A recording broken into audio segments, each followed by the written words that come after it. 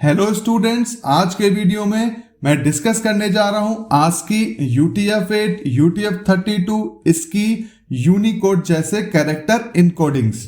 तो सबसे पहले तो ये सवाल उठता है कि आखिर ये कैरेक्टर इनकोडिंग होती क्या है, इसकी आवश्यकता क्यों पड़ती है। तो जैसा कि आप जानते हैं कि कंप्यूटर सारी इंफॉर्मेशन डिजिटल फॉर्म में स्टोर करता है, सारी इंफॉर्मेशन बाइनरी फॉर्म में स्टोर करता है। तो हमने अगर कोई कैरेक्टर कीबोर्ड पे टाइप किया जैसे ए, तो इसे जरूरत पड़ती है किसी न्यूमेरिकल वैल्यू में कन्वर्ट करने की।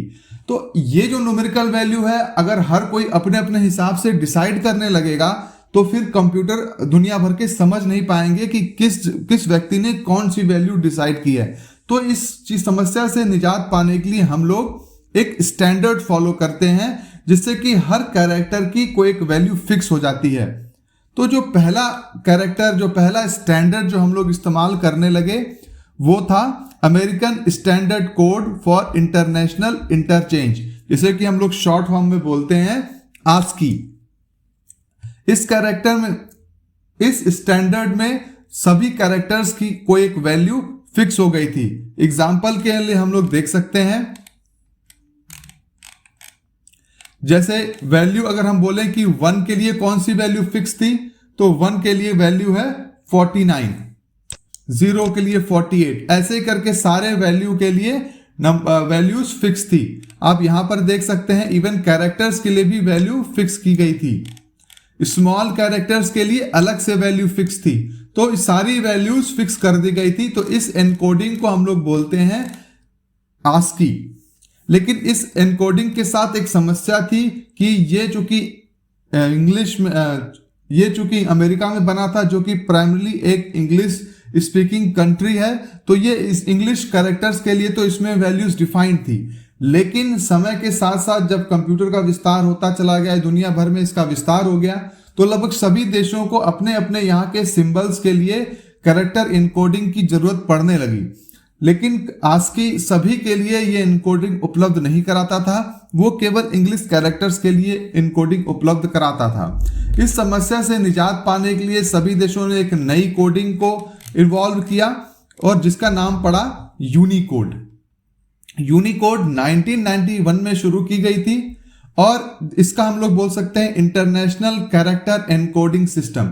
जहां की ASCII मेनली अमेरिका बेस्ड था, ये इंटरनेशनली एक्सेप्टेड था। यूनिकोड जो है वो इंटरनेशनली एक्सेप्टेड था।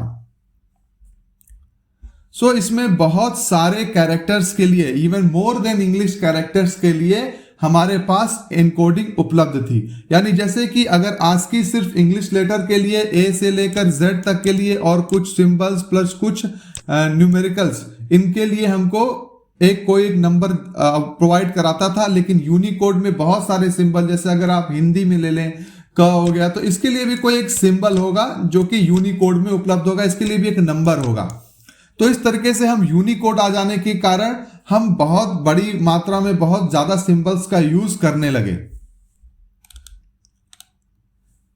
अब यूनिकोड जब यूज होने लगा तो इसमें एक और समस्या खड़ी हुई कि अब यूनिकोड को नंबर्स तो अलॉट हो गए थे, सिंबल्स को नंबर तो दे दिए गए थे, लेकिन ये जो नंबर की लेंथ होती थी वो कितने बिट की होगी, ये चीज स्टैंडर्ड नहीं बन पा रहा था। कुछ सिस्टम्स इसको 16 बिट का रखते थे, कुछ 8 बिट का रखते थे, तो और कुछ अपने हिसाब से कितने भी बिट का रख लेते थे। जैसे अगर किसी नंबर की वैल्यू, किसी कैरेक्टर की वैल्यू यूनिकोड में 1 है, तो वो उसे दिखाने के लिए सिर्फ 1 बिट की जरूरत पड़ रही है। तो क्या सिर्फ 1 बिट की जगह है वो कैरेक्टर लेगा? वहीं अगर किसी कैरेक्टर की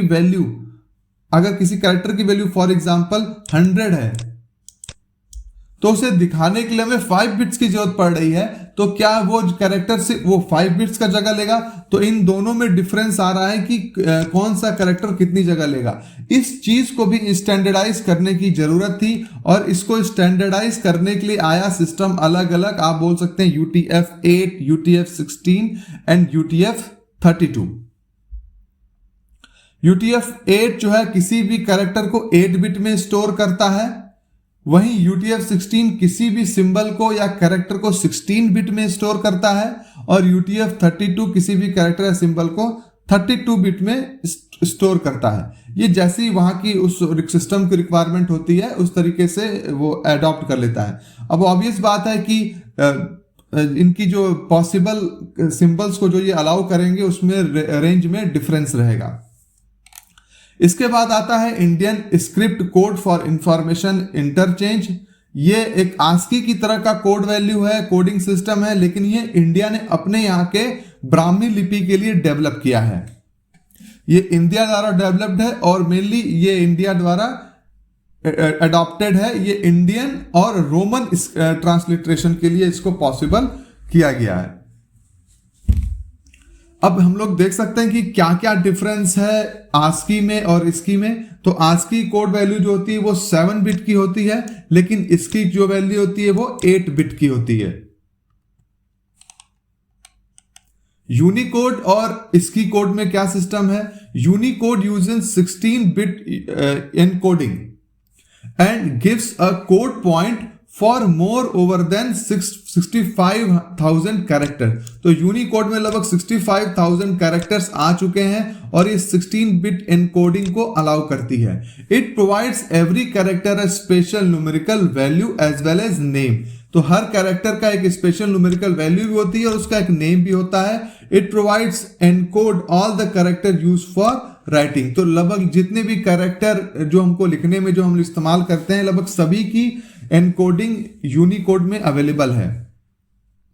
8 बिट वहीं इसकी जो है वो 8 बिट का कोड तैयार करती है। It is the general alphabet which is essential for 10 Indian script. तो ये जनरल अल्फाबेट है जो कि एसेंशियल है 10 इंडियन स्क्रिप्ट्स के लिए। It is originated from Brahmi script. Mainly ये ब्राह्मी स्क्रिप्ट के ऊपर ओरिजिनेटेड है। तो जो 10 इंडियन स्क्रिप्ट्स हैं उनके लिए जो एसेंशियल अल्फाबेट्स है, सारे अल्फाबेट्स के लिए नहीं है, ठीक है, ये एसेंशियल अल्फाबेट्स है। वहीं यूनिकोड लगभग सारे अल्फाबेट्स के लिए हमको एनकोडिंग प्रोवाइड करता है। आई होप आपको आस्की, इसकी, यूनिकोड, UTF-8, UTF-32, UTF-16 इन सब का डिफरेंस समझ में आ गया होगा। सो अगर आपको फिर भी कोई प्रॉब्लम हो रही है तो आप कमेंट कर बता सकते हैं। Thank you friends.